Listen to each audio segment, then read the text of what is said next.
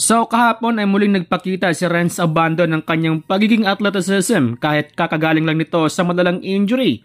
Well, sa katunayan ay siya nga naging best player sa kanilang laban kahapon na may 18 points, 3 rebounds, 4 assists at 2 monster blocks. Matapos nga naging laban kahapon ay inihayag nga mismo ng Kitty Club na interesado man sila sa serbisyo dito kay Renz Abando. Yun nga lang ay malabong makuha ng Kitty Club etong si Abando dahil nagka-interest naman kay Abando etong Japan B-League na di hamak na mas malaki ang binigay na sahod kumpara sa KBL. Well, sa isang interview ay tinanong nga si Abando na pa-expire na nga ang kontrata nito sa team at kung ano nga ba ang susunod na plano nito.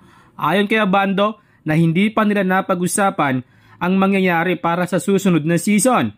Mapag-usapan lang daw umano nila ito after ng season sa Korean Basketball League. Pero ayon sa source ay posibleng makatanggap si Abando ng max contract sa KBL dahil napagkasunduan ng KBL na dagdagan ang sahod ng mga players.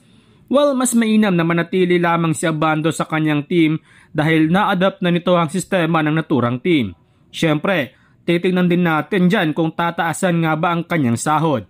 Well, panguli sa ating update mga idol ay hindi natin may pagkaila na malaki talaga ang naiambag ni Kai sa viewership at marketing ng Japan B-League. Sa katunayan ay kung titingnan mo ang channel ng Japan ay hindi man lang nangalahati ang viewership ng naiambag ng ilang mga Filipino players. Malaking tulong ang engagement at viewership para sa isang liga dahil mahahatak nito ang mga marketing upang maging sponsor ng team. Tulad noong NBL Australia, nung wala pa si Kai Sotto doon ay sila Melo Ball ang nagbigay ng engagement sa liga. At nang pumasok si Kai ay mas lumakas na ang marketing ng team. So, posibleng mabigyan ng 800 million yen etong si Kai Sotto dahil hindi lang naman marketing ang naiambag ni Kai dahil nag-improve na rin ang kanyang laruan. Sa katunayan ay mas tumaas nga ang tsansa ng Yokohama na makapasok sa playoffs dahil sa naiambag ni Kai Sotto sa team.